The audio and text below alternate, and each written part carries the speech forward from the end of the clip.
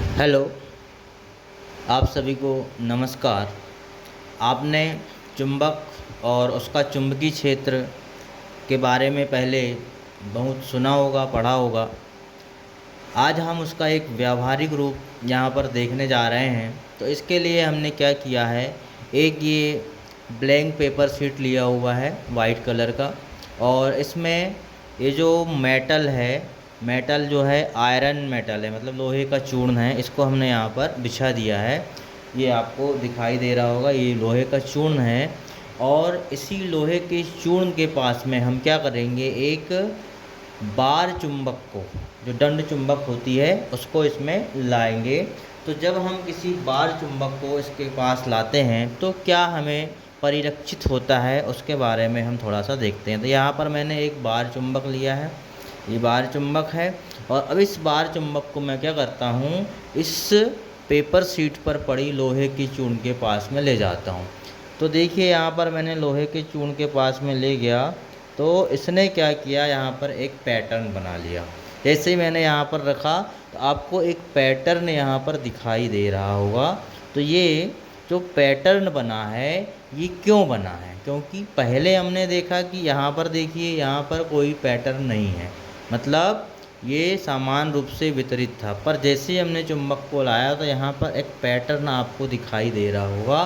तो ये पैटर्न क्यों बना, तो उसका जो आंसर है वो ये है कि जब चुंबक को यहाँ पर लाया गया तो उसके जो चुंबकीय क्षेत्र रेखाएं हैं, जो कि कैसी होती हैं, काल्पनिक रेखाएं होती हैं। ये रेखाएं कैसी होती हैं, काल्पनिक रेखाएं होती हैं। इन काल्पनिक रेखाओं ने इस लोहे के चूर्ण को एक पैटर्न प्रदान किया, एक दिशा प्रदान की, जिससे कि वो एक निश्चित दिशा में अलाइंड हो गए और ये एक पैटर्न बन गया। तो इस प्रकार से हम चुंबकीय क्षेत्र रेखाओं को पैटर्न के रूप में आभास करते हैं। एक्चुअल में ये क्या है, हम आभास कर रहे हैं कि यहाँ पर चुंबकीय क्षेत्र रेखाएं हैं। वैसे तो ये काल्पनिक होती है, हमको दिखाई नहीं देती है। अब हम इसी के साइड में एक और चुंबक को ला के रखते हैं, तो देखिएगा क्या होता है। तो यहाँ पर पुनः मैंने एक चुंबक लिया, ये दंड चुंबक। इसमें देखिएगा इसका जो एन सिरा है, ये वाइट जो लगा हुआ है डॉट, ये एन सिरा होता है। इसके अनुसार यहाँ पे रखते हैं हम। तो यहाँ पर हम इसको रखते हैं, तो इससे क्या प्रभाव होगा वो भी हम देखते हैं।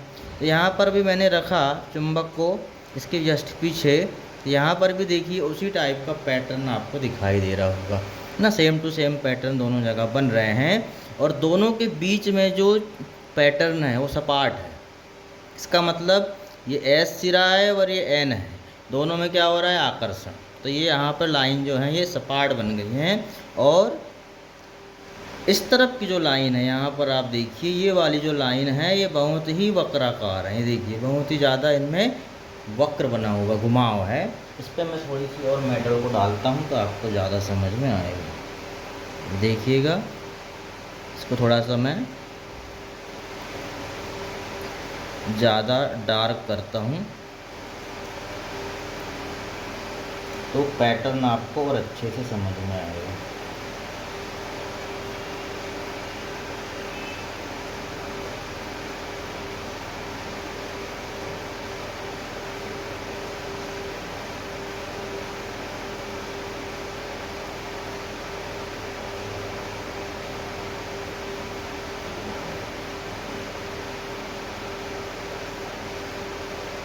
जी देखिए, यहाँ पर अब आपको स्पष्ट पैटर्न नज़र आ रहा होगा। और जहाँ पर वाइट चिन्ह दिखाई दे रहा है आपको, कहीं कहीं पर वाइट चिन्ह दिखाई दे रहा है, वहाँ पर क्या हो रहा है कि वहाँ की जो डस्ट है, वहाँ का जो चूर्ण है, उसको मैग्नेट ने अपनी तरफ आकर्षित करके चिपका लिया है, खींच लिया है। तो वहाँ पर वाइट आ रहा है। यहाँ से आप इस प्रकार देख सकते हैं कि हम चुंबकीय बल रेखाओं को किस प्रकार से व्यावहारिक रूप से समझते हैं। एक्चुअल में ये होती हैं पर हमें दिखाई नहीं देती, मतलब ये काल्पनिक रेखा है।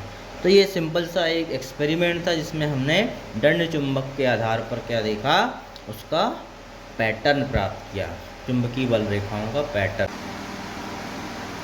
यहाँ पर आप देख सकते हैं चुंबकीय बल रेखाएं जो हैं उनका स्पष्ट पैटर्न दिखाई दे रहा है, ये आयरन मेटल के डस्ट में। तो इस प्रकार से हम इन काल्पनिक रेखाओं को व्यावहारिक रूप से आभास कर सकते हैं, समझ सकते हैं कि ये कैसी होती हैं। जहाँ पर चुंबक के N और S ध्रुव हैं वहाँ पर ज़्यादा वक्राकार दिखाई दे रही हैं, और जहाँ पर N S ध्रुव डायरेक्ट जुड़े हुए हैं, आकर्षण हो रहा है, वहाँ पे ये हल्की सपाट दिखाई दे रही हैं।